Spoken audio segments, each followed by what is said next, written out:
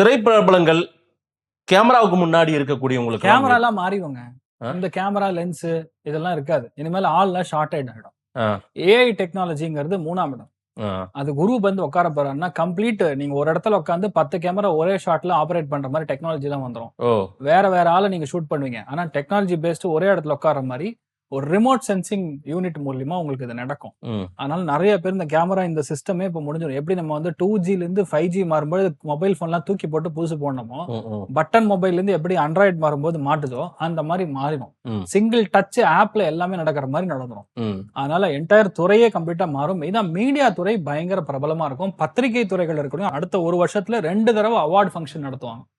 கவர்மெண்ட்ல இருந்து அவார்டு வரும் அவங்களுக்குலாம். அதனால பெரிய பெரிய விஷயங்கள் மீடியா துறையை பொறுத்த வரைக்கும் நத்திங் டு வரி.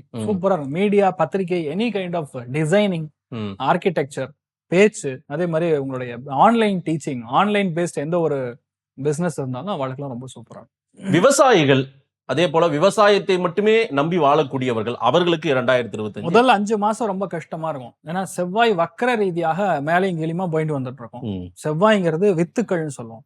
அதாவது பூமிக்கு கீழே கூடி வித்து பயங்கர பிரைசிங்லாம் அதிகமா இன்க்ரீஸ் ஆகும். அது இன்க்ரீஸ் ஆனா அவங்க நல்லதான் கேட்டா வராம இருந்து இன்க்ரீஸ் ஆனா என்ன யூஸ்? ஆக்சுவலா அவங்க வந்து விளைவிக்கவே இல்லை.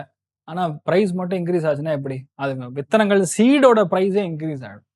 அதனால அவங்களால ரொம்ப சஸ்டெயின் பண்ண முடியாது. முதல் 5 மாசம் வந்து கஷ்டமா இருக்கும். அதுக்கப்புறம் நார்மலைஸ் ஆயிடும்.